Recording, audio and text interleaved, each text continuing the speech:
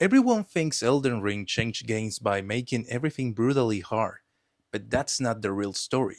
The real shift was quieter, how it trusted players, how it rebuilt discovery, and how it turned communities into co-designers. My name is Sestarut, and today we'll break down what actually changed, what didn't, and the ripple effect you can feel way beyond Souls-likes. Elden Ring didn't win because it was harder, it won because it reframed freedom as accessibility. That design lets you root around frustration without sending off the challenge. As Hideki Miyazaki said on The Verge, the amount of freedom helps offset that difficulty curve. Guidance, not GPS. Elden Ring removes the usual open world hand-holding, no quest log telling you go here, do that. Instead, the guidance of grace sub-rays from sites of grace that suggest a direction but don't script your path. It's a nudge, not a leash. Freedom is the difficulty slider.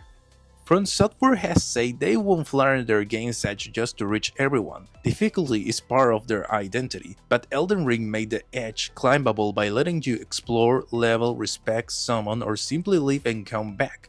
Again, as Hideki Miyazaki said on The Verge, we could crank the difficulty down, but that will break the core. Huh? What? No! Fuck this game! Can't they just make an easy mode already? God, this is such bullshit! Community as UX. Elden Ring launched content top 3 billion YouTube views in 60 days. While Droogs, lore and roots, players became the quest log. And that's not just hype, it's the new pipeline where community knowledge substitutes UI. The marker map backlash. Remember the viral mockup what if Elden Ring had a Ubisoft UI?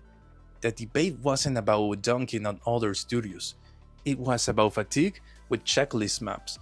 Elden Ring proved you can decide for curiosity instead of compulsion.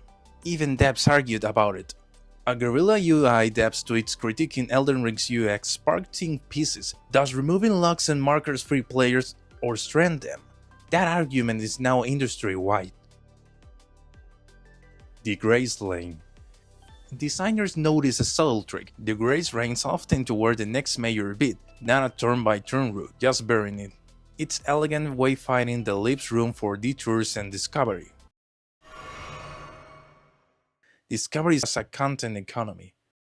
Twitch peak viewership at launch was massive. Elden Ring sat in top watch slots across platforms. The modern loop became discover, share the meta. That loop outlived the launch windows. Soulslike but broader. Yes, we saw a wave of Soulslikes, Lords of the Fallen, Lies of P, and more, but bigger export was play-led, exploration philosophy. Soulslike stopped being about stamina bars and iframes, it became a shorthand for earned knowledge. This approach isn't a silver bullet. Some players do feel lost without logs or journals, and not every game can sustain learn by wandering. Busy live service titles or narrative thrillers need stronger scaffolding. Elden Ring didn't end up math markers, it reminded devs markers are a choice, not a default. Awards. Got it at the Game Awards, multiple DICE wins including Game of the Year and Design Technical Honors. Game of the Year winner is Elden Ring!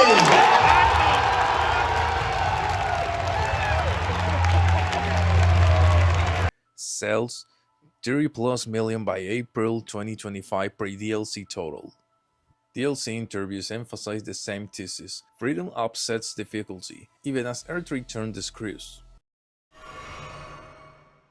Design for questions, not instructions.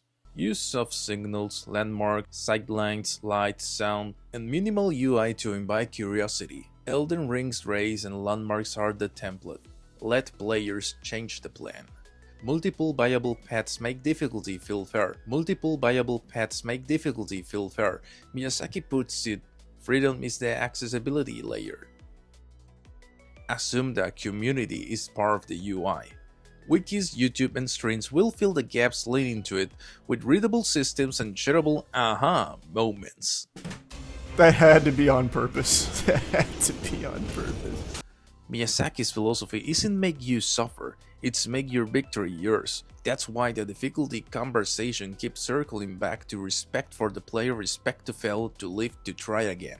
As Miyazaki said in Can I Play That? I want as many players as possible to experience the joy of overcoming hardship. Elden Ring didn't change gaming by yelling louder, it whispered, I trust you.